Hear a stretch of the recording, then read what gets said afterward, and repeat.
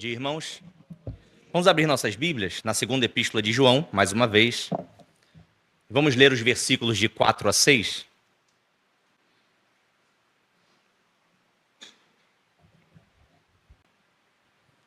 Diz assim a palavra do Senhor. Muito me alegro por achar que alguns de teus filhos andam na verdade, assim como temos recebido o mandamento do Pai. E agora, Senhora, rogo-te, não como escrevendo-te um novo mandamento, mas aquele mesmo que desde o princípio tivemos, que nos amemos uns aos outros. E o amor é este, que andemos segundo os seus mandamentos. Este é o mandamento, como já desde o princípio ouviste, que andais nele.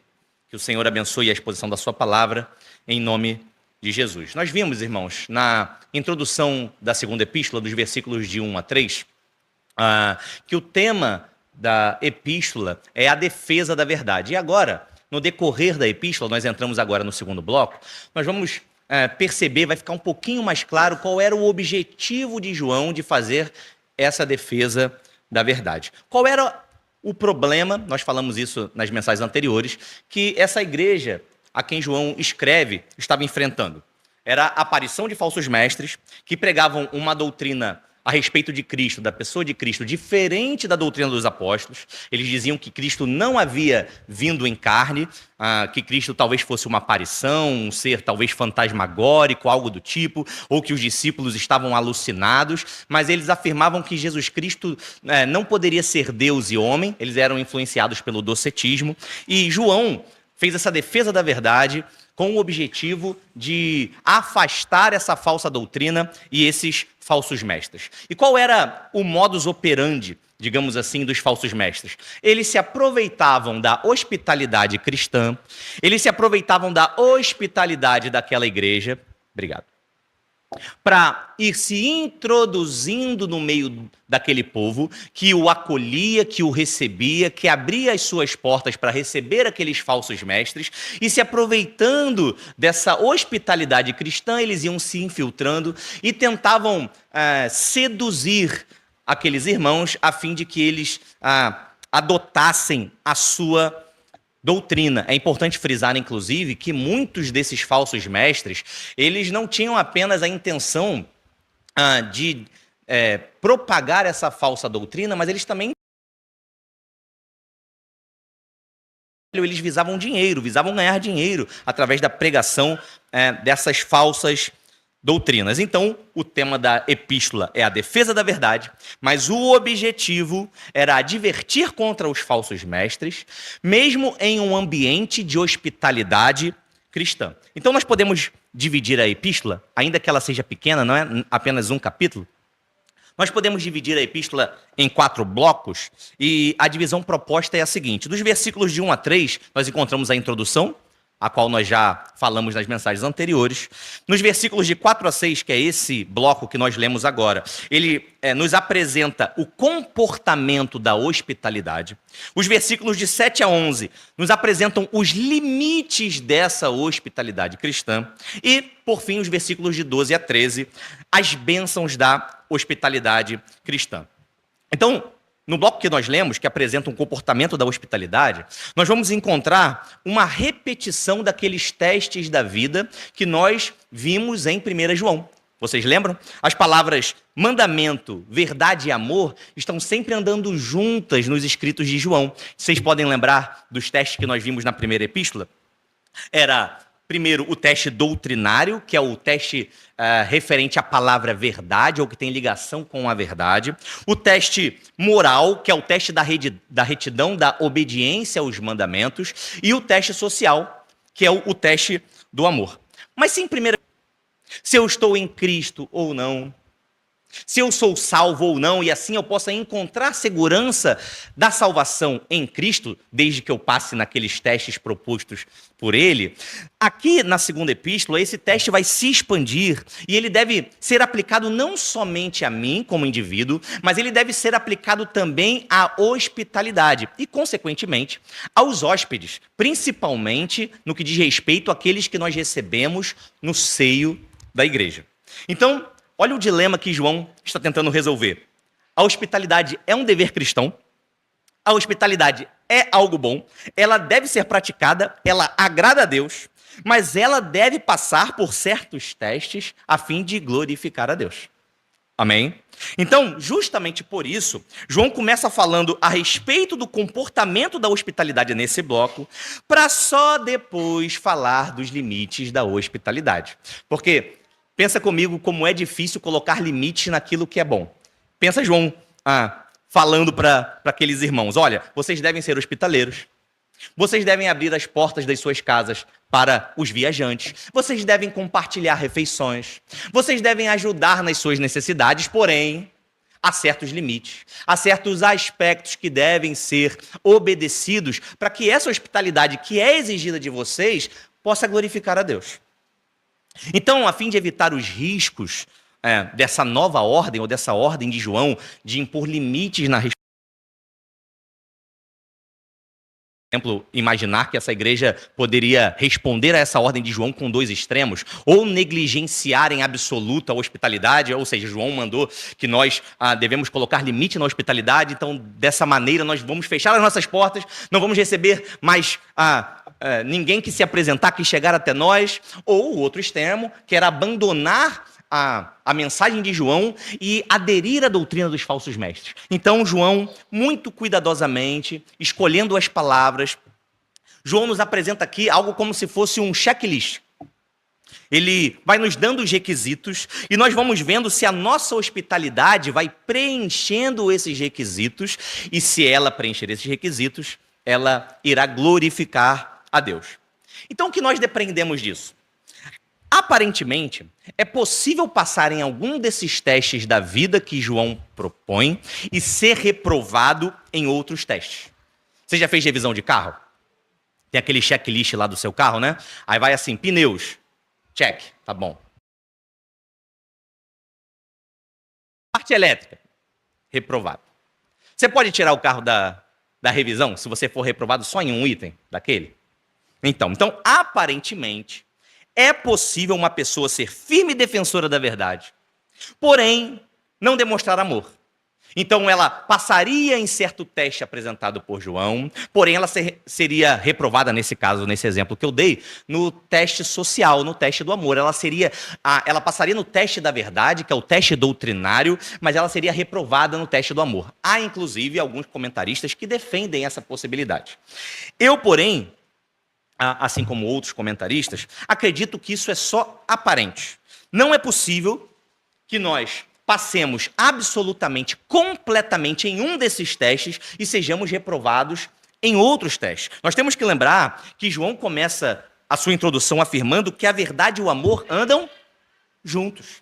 Isso vem muito da cabeça ocidental de sistematizar e repartir e dividir os conceitos e as coisas. Mas a cabeça de um judeu era aglutinadora, não era? Ela juntava os conceitos e te apresentava tudo aquilo num único conceito. Então, o teste, todos esses testes apresentados por João, eles se revelam na obediência dos mandamentos. É o que nós chamamos de teologia prática. Então, necessariamente, aquele que está na verdade ama o seu próximo.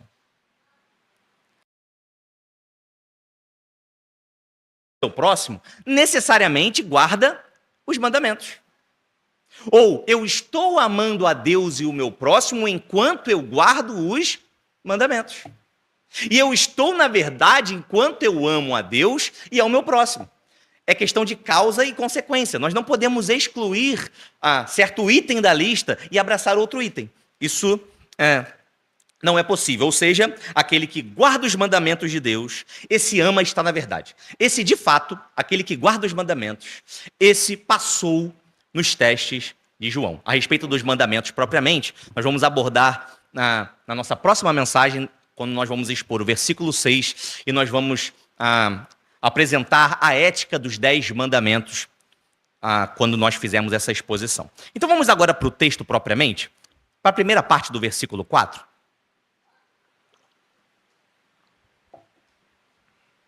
Olha o que ele diz. Muito me alegro por achar que alguns dos teus filhos andam na verdade. Os filhos a quem João se refere aqui são alguns membros daquela igreja. Nós já vimos, né, que João se refere à igreja como sendo a senhora eleita. Esse tipo de tratamento de João é muito comum.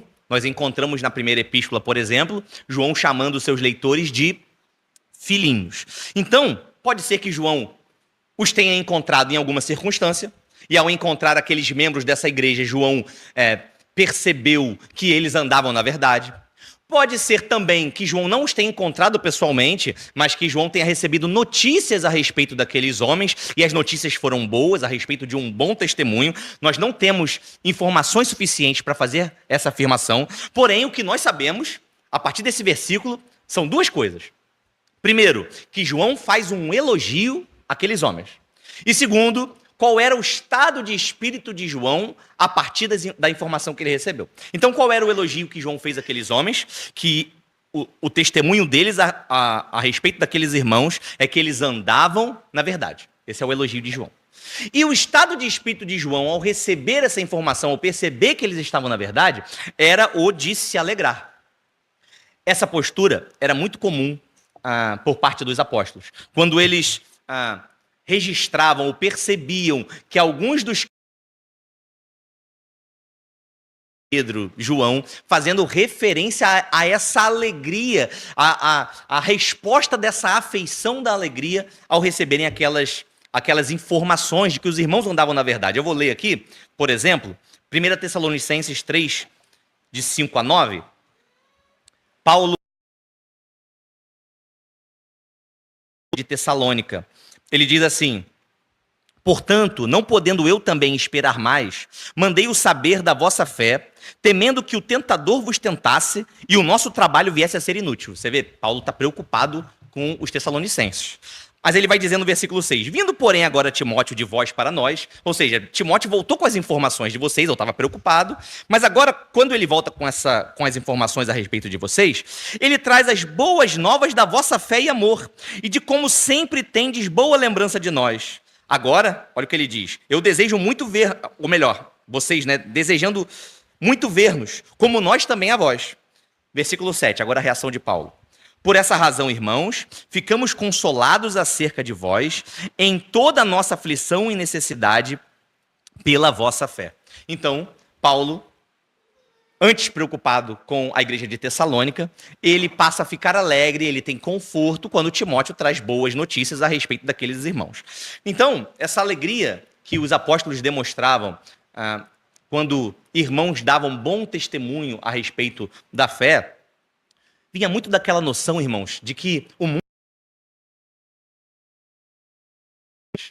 não girava em torno das suas agendas, não girava em torno das suas necessidades. E o reino de Cristo era prioridade. Ao considerar o reino de Deus acima dos seus próprios interesses, ou melhor, ao considerar o reino de Deus o seu próprio interesse, a partir do momento que a sua afeição está dedicada a Cristo, e que a razão da vida é Cristo e o reino de Deus é a prioridade, naturalmente, aqueles irmãos se alegravam quando viam o reino de Deus florescer na vida de outros irmãos. Então, uma primeira aplicação prática é que nós temos que lembrar que as nossas ações, as nossas atitudes, elas são sempre consequência de quem nós somos. Nós sempre esperamos da árvore determinado fruto a partir da sua semente, a partir de quem ela é. Então, o homem carnal só pode cogitar das coisas da carne. E o homem espiritual cogita necessariamente das coisas do espírito. Então, se nós nascemos de novo, se nós fomos regenerados, se nós recebemos um novo coração pela graça de Cristo, se Ele nos vivificou e nos tirou de um império das trevas e nos trouxe para um outro império, para o império de Cristo, necessariamente as atitudes que se esperam de nós são atitudes de um coração regenerado. Se o reino de Deus, se o reino de Cristo é a razão da nossa vida, se nós buscamos, como Cristo disse, o seu reino e a sua justiça em primeiro lugar, nós nos alegraremos ao ver esse reino florescendo na vida de outras pessoas. Nós não teremos uma atitude egoísta. Por quê? Porque o mundo não gira mais em torno de nós mesmos, das nossas agendas, dos nossos interesses. É o reino de Cristo acima do nosso reino.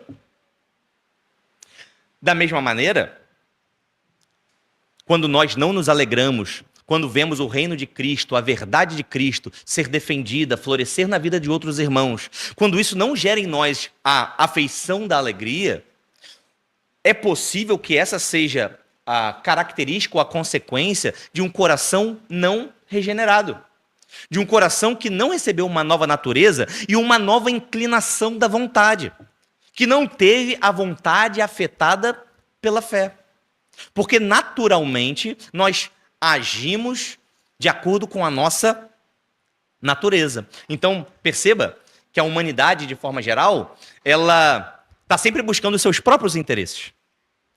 O homem é encurvado em si mesmo, quando ele não recebeu um novo coração. As necessidades estão sempre acima das necessidades dos outros e do reino de Cristo.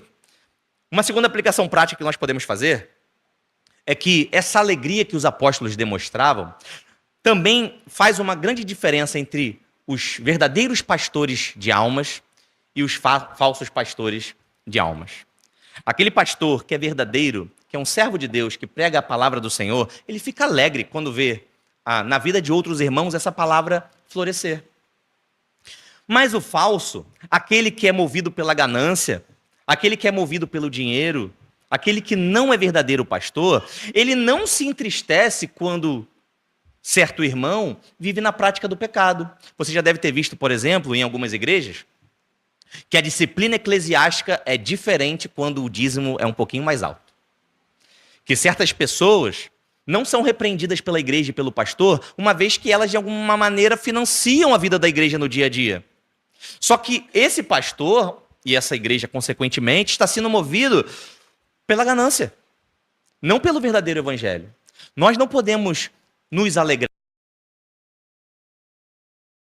O pecado não importa quem seja, não importa a condição social, não importa que cargo ocupem, sempre deve nos gerar tristeza.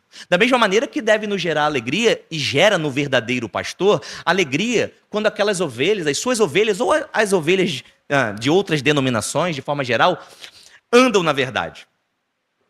Agora, se um pastor terreno, assim como João, ele se autodenomina ancião, presbítero, não é? Assim como o presbítero João se alegra ao ver irmãos andando na verdade, imagina o nosso sumo pastor, o sumo pastor da nossa alma, Cristo Jesus, como se alegra ao ver um pecador abandonar o seu pecado e andar na verdade. Então, para um coração regenerado, nada pode trazer mais alegria. Outra coisa não pode ser a razão de viver, se não agradar ao seu Senhor. Jesus, quando contou a parábola da dracma perdida e da ovelha que se perdeu, no final da parábola, ele contava aquilo para fariseus de um lado e para pecadores do outro. Na verdade, todos eram pecadores, mas aqueles que se consideravam acima dos demais por serem cumpridores da lei. Jesus, ao final da parábola, ele disse, olha, mais alegria haverá no céu por um pecador que se arrepende do que por 99 justos que não necessitam de arrependimento. Então, um coração regenerado, se nós o temos, deve buscar a alegria do sumo pastor. João se alegrou.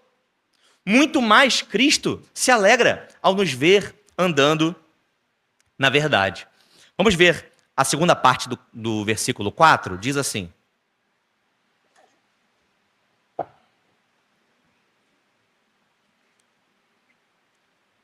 assim como temos recebido mandamento do Pai. Ou seja, seus filhos andam na verdade, assim como temos recebido o mandamento do Pai. Há quem diga aqui que essa é uma afirmação como que genérica feita por João. Vou parafrasear como se fosse no nosso dia a dia aqui, tá? Assim como a Bíblia manda. Ou muito me alegro por achar que alguns de teus filhos andam na verdade, assim como a palavra de Deus. Então, alguns acham que aqui é um mandamento genérico. Porém, é muito possível, até provável, que João esteja fazendo referência a um mandamento específico, que ele mesmo registrou, e nós vamos ler aqui em João no capítulo 6, ele mesmo registrou alguns diálogos de Jesus, e nós vamos ler que mandamento do Pai é esse a que João se refere.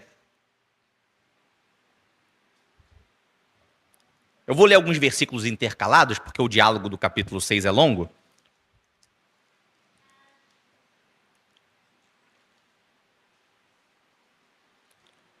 Eu vou ler o versículo 28. Diz assim: disseram-lhe, pois, que faremos para executarmos as obras de Deus? 29. Jesus respondeu e disse-lhes: a obra de Deus é esta, que creais naquele que ele enviou. Versículo 32. Disse-lhes, pois, Jesus: na verdade vos digo, Moisés não vos deu o pão do céu, mas meu Pai vos dá o verdadeiro pão do céu. 33. Porque o pão de Deus é aquele que desce do céu e dá vida ao mundo. Versículos de 38 a 40 agora. Porque eu desci do céu, não para fazer a minha vontade, mas a vontade daquele que me enviou. Então, Jesus agora está falando da vontade do Pai. Versículo 39. E a vontade do Pai que me enviou é esta, que nenhum de todos aqueles que me deu eu perca, mas que o ressuscite no último dia. Portanto, a vontade daquele que me enviou é esta, que todo eterna, e eu o ressuscitarei no último dia. Então, esse é o principal mandamento do Pai, que nós creiamos em seu Filho. E por que eu acredito, assim como alguns comentaristas, que João está provavelmente se referindo a esse mandamento no final do versículo de número 4? Porque nós temos que perceber e analisar qual era o contexto que aquela igreja estava vivendo. Nós não falamos no início que eles estavam sofrendo com a aparição de falsos mestres que pregavam uma doutrina de Cristo equivocada? Eles diziam que Cristo não tinha vindo em carne. Não era esse o problema da igreja? Não era essa a discussão? Então é muito possível que João esteja fazendo referência a esse mandamento e que aqueles irmãos, inclusive, tenham sido encontrados na verdade no sentido de crer que Cristo veio em carne. Ou seja, esses irmãos que eu encontrei estão na verdade, eles não seguiram os falsos mestres que estão pregando que Jesus não veio em carne, e eles creem no mandamento do Pai. Ou seja, eles creem no Filho. Então, é possível que João esteja fazendo essa referência. E nesse sentido, a verdade na qual João se refere no versículo 4, na primeira parte que nós lemos, é a verdade em última instância.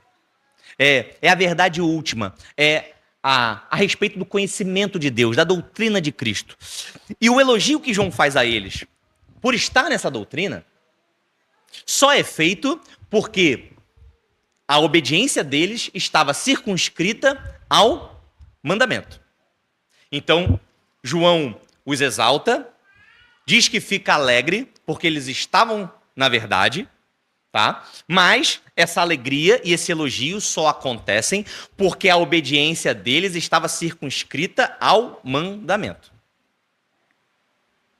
Quando nós temos os mandamentos de Deus, se nós ficamos aquém desses mandamentos, nós não somos dignos de elogio. Porém, quando nós vamos além daquilo que Deus exigiu, também nós não somos dignos de elogio.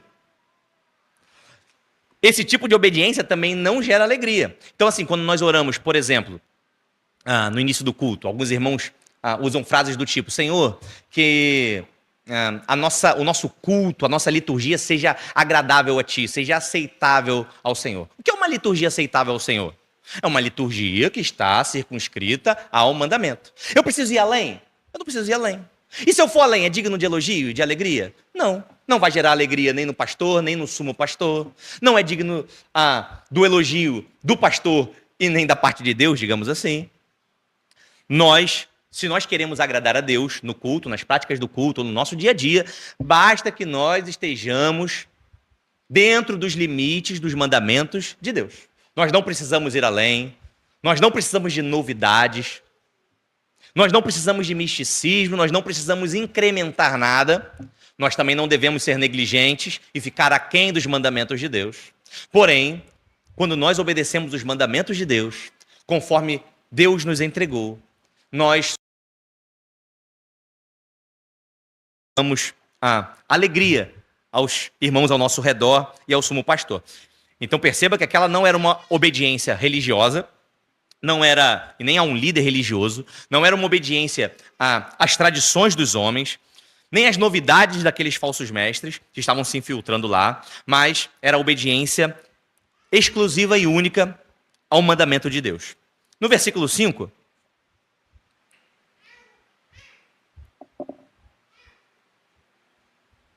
a primeira parte diz assim: E agora, Senhora, rogo-te, não como escrevendo-te um novo mandamento. Pode parar por aí.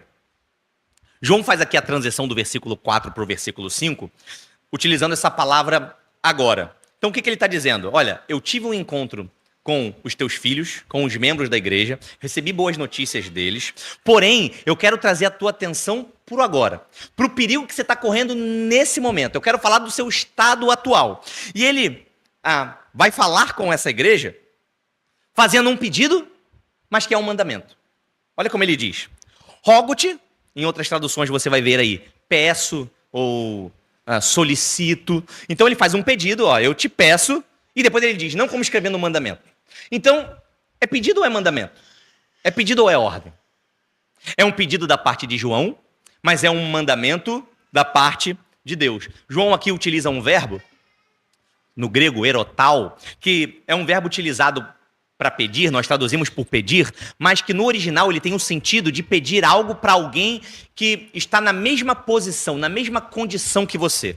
Tanto é que nos escritos de João, essa palavra só é repetida, só é registrada em João no capítulo 17, quando João registra a oração sacerdotal. Então ele registra o filho pedindo ao pai, você vê duas pessoas do mesmo nível, da mesma essência, da mesma substância. Então, o filho pedindo ao pai, João se utiliza desse mesmo verbo, porque são duas pessoas da mesma classe, uma pedindo à outra. O que nós aprendemos aqui? João tinha o direito de dar uma ordem a essa igreja? Sim ou não? João podia dar uma ordem. João podia dar um mandamento? João podia mandar? João podia mandar, mas ele escolheu pedir. Então, mesmo João tendo autoridade e direito para estabelecer uma ordem para aquela igreja, João decide, ele escolhe cuidadosamente as palavras. Obrigado. Ele escolhe cuidadosamente as palavras e ele faz um pedido. Então, não há necessidade de mandar quando nós podemos pedir. Sim ou não? Às vezes, nas nossas relações, nós devemos escolher bem as palavras. Você vê? João escolheu bem a palavra. Foi a mesma palavra que ele registrou na oração sacerdotal do filho para o pai, quando Jesus orava por nós, pelos seus discípulos daquela época e depois pelos que viriam. Então João cuidadosamente escolhe as palavras, porque nós não escolhemos as palavras no nosso tratamento diário uns com os outros. Nós podemos buscar esse refinamento, esse polimento, sermos mais brandos. Às vezes nós temos direitos de mandar. É verdade. Tem certas relações que, em algum sentido, nós estamos numa posição de superioridade. Nós somos superiores àquelas pessoas. Mas, sempre quanto for possível, dentro de todos os limites possíveis, nós devemos escolher adequadamente as palavras que usamos. Maridos com as suas mulheres, filhos com os pais, pais com os filhos. Vai encurtando com o passar do tempo. Mas quanto mais nós vamos sendo santificados, esse processo deve ser invertido, né? A paciência deve ir aumentando com o tempo. É uma luta contra a nossa carne, de fato, mas sempre quanto possível nós devemos escolher as palavras, escolher a ética do nosso tratamento, como a etiqueta do tratamento, como tratamos uns aos outros. Dizem que palavras depois de ditas não podem voltar, não é verdade? Às vezes com palavras nós machucamos certas pessoas, principalmente quando elas estão numa posição de inferioridade. É muito difícil para alguém que está numa posição de inferioridade em certa relação ouvir palavras duras. E é muito gratificante também para quando pessoas estão em posição de inferioridade, quando elas ouvem dos seus superiores palavras de amor. Você vê que João podia mandar, mas ele escolheu pedir. E ele vai continuar o versículo 5 da seguinte maneira: Eu rogo-te, não como escrevendo-te um novo mandamento. Então ele diz assim, ó, eu te peço, não como se, a compreensão é essa, não como se fosse um novo mandamento. Então aqui a ideia é de condição. Ou seja, primeiro, eu só estou pedindo porque é um mandamento, senão eu não pediria.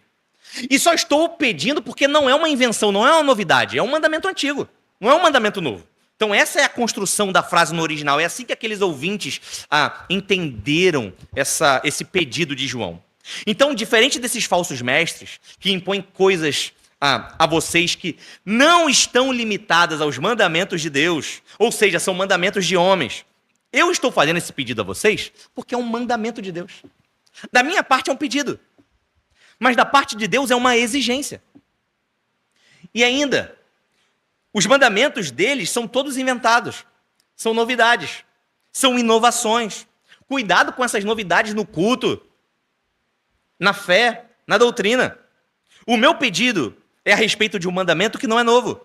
Eu não estou inventando nada. Eu não criei nada novo para trazer para vocês. É um mandamento antigo que o nosso Senhor nos deixou. E que mandamento é esse? Ele diz no final do versículo 5. Mas aquele mesmo que desde o princípio tivemos, que nos amemos uns aos outros. O compromisso de vocês não é com essas novidades desses falsos mestres. O compromisso de vocês é com o mandamento de Deus. É com o amor que é o mandamento de Deus. Eu imagino que se João escrevesse essa epístola nos nossos dias, no Brasil, em 2025, ele não teria só um capítulo, essa epístola. Eu acho que seria do tamanho de Isaías, assim, quase 70 capítulos, sabe? Com tanta inovação, com tanto falso mestre, com tanta ganância que nós vemos por aí, tanto misticismo na realização dos cultos. Então ele está dizendo, olha, eu estou repetindo um mandamento antigo. Eu não estou trazendo nenhuma novidade, eu estou repetindo o que Jesus nos deixou. Você pode pensar aqui que Cristo já havia morrido, no mínimo, há 30 anos. Há 30 anos. Então ele estava rememorando o mandamento que o Senhor havia deixado há muito tempo. Para alguns, há 60 anos, 50, 60 anos. E essa é uma repetição, inclusive, do que ele mesmo, João, diz na primeira epístola, no capítulo 2, versículo 7, quando ele diz assim, amados, não vos escrevo um mandamento novo, senão um mandamento antigo, o qual desde o princípio tiveste.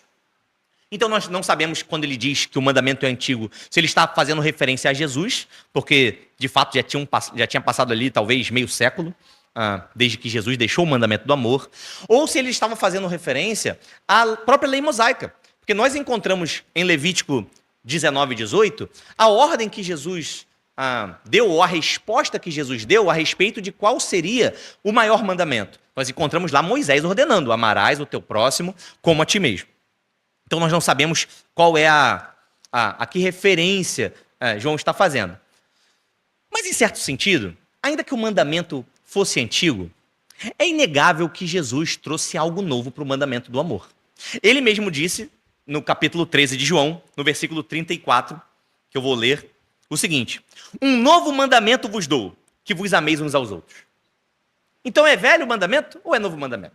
E ele continua, como eu vos amei a vós, que vos ameis uns aos outros. Nós já repetimos aqui algumas vezes, né, que existem duas palavras para novo no grego. Não é verdade? Os irmãos lembram quais são? Isso, muito bem. Quem falou? Não deu... Muito bem. Kainós e neós. Então, o neós é o novo a partir do nada, né? Não havia nada e foi criado.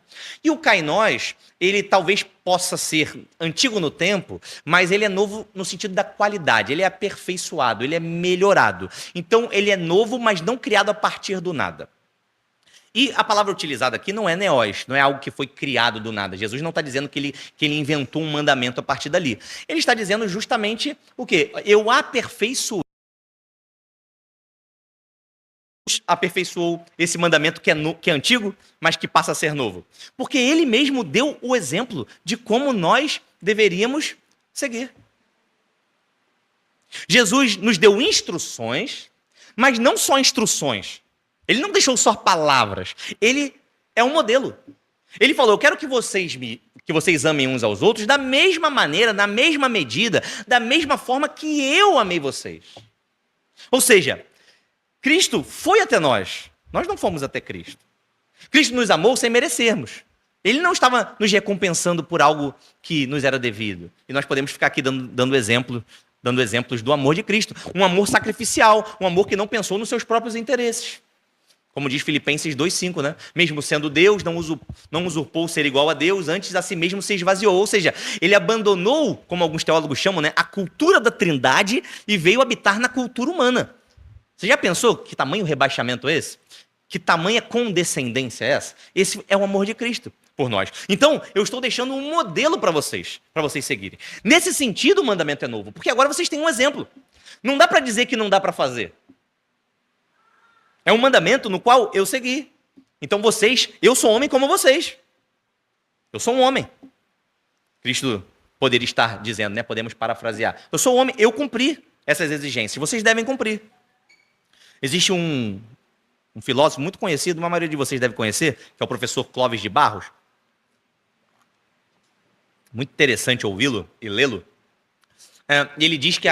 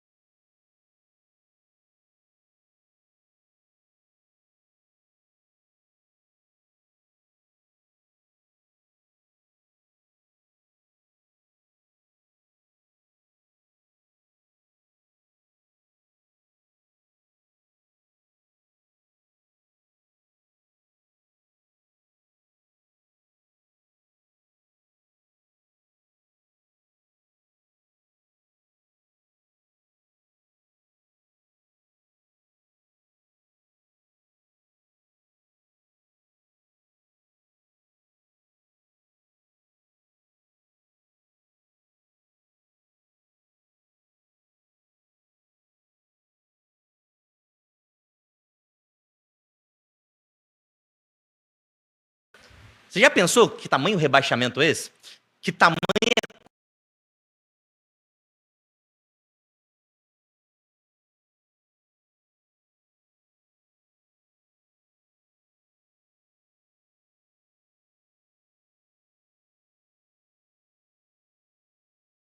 condescendência é essa? Esse é o amor de Cristo por nós. Então, eu estou deixando um modelo para vocês seguirem. Nesse sentido, o mandamento é novo, porque agora vocês têm um exemplo. Não dá para dizer que não dá para fazer. É um mandamento no qual eu segui. Então eu sou homem como vocês. Eu sou um homem. Cristo poderia estar dizendo, né? Podemos parafrasear. Eu sou homem, eu cumpri essas exigências. Vocês devem cumprir. Existe um filósofo muito conhecido, a maioria de vocês deve conhecer, que é o professor Clóvis de Barros. Muito interessante ouvi-lo e lê-lo.